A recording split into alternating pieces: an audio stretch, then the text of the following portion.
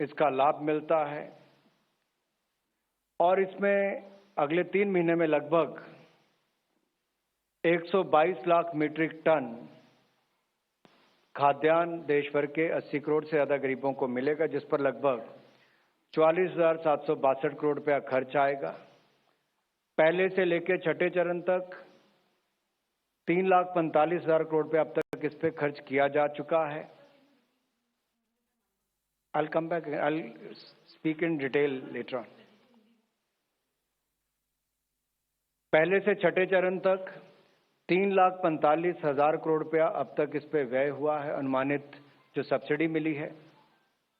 और 7वें चरण में 122 लाख मीट्रिक टन खाद्यान्न 80 करोड़ से ज्यादा जरूरतमंद गरीबों को मिलने वाला है और कुल मिलाकर लगभग 3,91,000 करोड़ रुपया इसके ऊपर खर्च आएगा अब तक। दूसरा विषय सरकारी कर्मचारियों से लेकर है, पेंशन धारकों से लेकर है।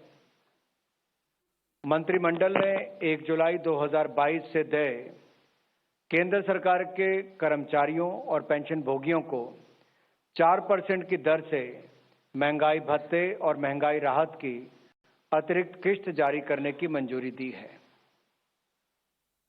सालाना 12,852 करोड़ रुपए का बोझ सरकारी खजाने पर पड़ेगा और 8 महीने के लिए, जो अभी हम जुलाई 2022 से फरवरी 2023 तक देखें तो 8,568 करोड़ रुपए का बोझ वित्तीय वर्ष 2022-23 में पड़ेगा। लेकिन इससे लाखों ऐसे सरकारी कर्मचारी और जो पेंशन धारक हैं उनको लाभ मिलेगा। तीसरा निर्णय प्रधानमंत्री जी का जैसे मानना है कि रेलवे का कायाकल्प में रेलवे स्टेशन के विकास का महत्वपूर्ण स्थान हो और स्टेशन डेवलपमेंट को लेकर आज महत्वपूर्ण निर्णय लिया गया है और ये भी 3 ऐसे बड़े रेलवे स्टेशन नई दिल्ली का हो जो देश की राजधानी है, या छत्रपति शिवाजी महाराज टर्मिनस मुंबई हो, या अहमदाबाद रेलवे स्टेशन हो। इनके रीडेवलपमेंट के लिए 10,000 करोड़ रुपए का निवेश को मंजूरी दी है, जिसके विस्तार में आदरणीय रेल मंत्री अश्विनी वैष्णव जी आपको विस्तार में बताएंगे। लेकिन मैं एक एक करके आपको पहले निर्णय से दूसरे निर्णय तक बताना चाहूंगा कि मित्रों, प्रधानमंत्री पद की शपथ लेने के बाद मोदी जी ने कहा भी था कि उनकी सरकार वंचित, पीड़ित, शोषित, गरीब, मजदूर, महिलाओं के लिए समर्पित होगी। और उसका एक बहुत बड़ा उदाहरण हम सबको कोविड-19 महामारी के समय देखने को मिलता है।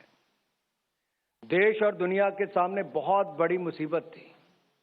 उस समय जहां प्रधानमंत्री जी ने देश को नेतृत्व भी दिया, जहां एक और वैक्सीन बनाकर 200 करोड़ वैक्सीन मुफ्त में लगाने का काम किया, वहीं सबसे पहला निर्णय भारत सरकार का क्या था? प्रधानमंत्री गरीब कल्याण अन्न योजना। और ये गरीब कल्याण अन्न योजना अप्रैल 2020 से चली और 25 महीने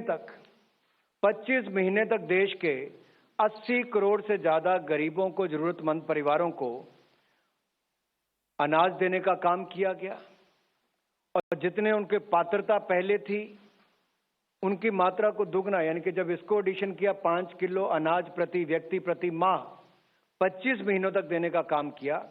अब इसको विस्तार अगले 3 महीने यानी कि अक्टूबर से लेके दिसंबर 2022 तक किया गया है। इसमें अब तक कुल मिलाकर 3,45,000 करोड़ रुपए का खर्चा पहले से छठे चरण तक आया है और ये 7वां चरण जो अक्टूबर से दिसंबर 2022 तक का है, इस पर 44,762 करोड़ रुपए की अनुमानित सब्सिडी होगी, जो लगभग 122 लाख मीट्रिक टन खाद्यान्न देश के 80 करोड़ से ज्यादा गरीबों को मिलेगा।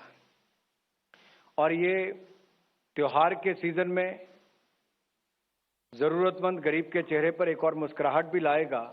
तो आपदा से अभी भी दुनिया इस महामारी से अभी बाहर निकली नहीं है। बहुत सारी ऐसे संकट देश और दुनिया भर के सप्लाई चेन में देखते भी हैं। तो ये उस दिशा में भी एक कदम है कि त्योहार के समय भी गरीब के साथ मोदी जी की सरकार लगातार खड़ी है।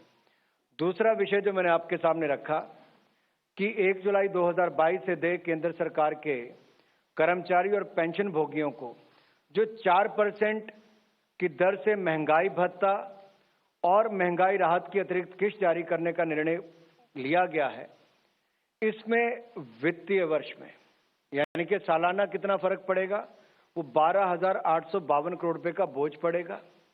और अगले 8 महीनों में जुलाई 2022 से फरवरी 2023 तक 8,568 करोड़ रुपए का बोझ पड़ेगा। लेकिन इससे देश भर के सरकारी कर्मचारी और पेंशनधारियों को, पेंशन भोगियों को इससे लाभ मिलने वाला है।